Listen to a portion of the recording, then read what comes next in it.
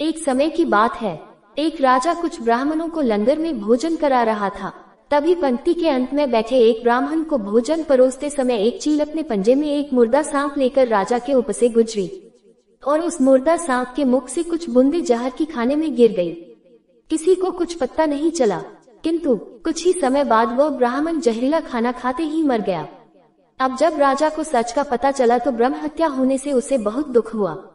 मित्रों, ऐसे में अब ऊपर बैठे यमराज के लिए भी यह फैसला लेना मुश्किल हो गया कि इस पाप कर्म का फल किसके खाते में जाएगा।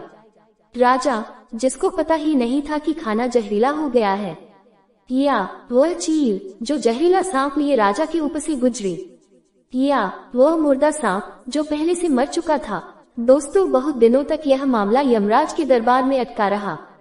फिर कुछ समय बाद कुछ ब्राह्मण राजा से मिलने उस राज्य में आए और उन्होंने एक महिला से महल का रास्ता पूछा।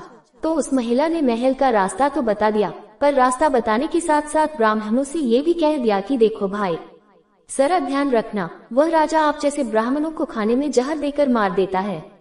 बस मित्रों, जैसे ही उस महिला ने ये शब्द कहे उसी समय यमराज ने फैसला ले लिया कि उस ब्राह्मण की मृत्यु के पाप का फल इस महिला के खाते में जाएगा और इसे उस पाप का फल भुगतना होगा। यमराज के दूतों ने पूछा, प्रभु ऐसा क्यों, जबकि उस ब्राह्मण की हत्या में उस महिला की कोई भूमिका भी नहीं थी।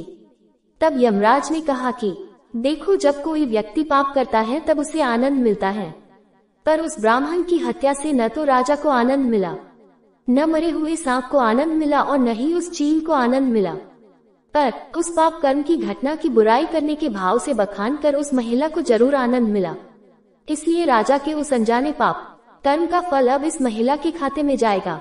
बस मित्रों, इसी घटना के तहत आज तक जब भी कोई व्यक्ति जब किसी दूसरे के पाप कर्म का बखान करता है, तब उस व्यक्ति के पापों का हिस्सा उस बुराई करने वाले के खाते में भी डाल दिया जाता है।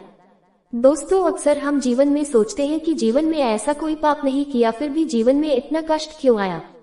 दोस्तों, ये कष्ट और कहीं से नहीं बल्कि लोगों की बुराई करने के कारण उनके पाप कर्मों से आया होता है, जिनको यमराज बुराई करते ही हमारे खाते में ट्रांसफर कर देते हैं। इसलिए दोस्तों, आज से ही संकल्प कर लो कि किसी के भी पाप कर्मों का बखान बुरे भाव से नहीं करना, यानी किसी की भी बुराई नहीं करनी है।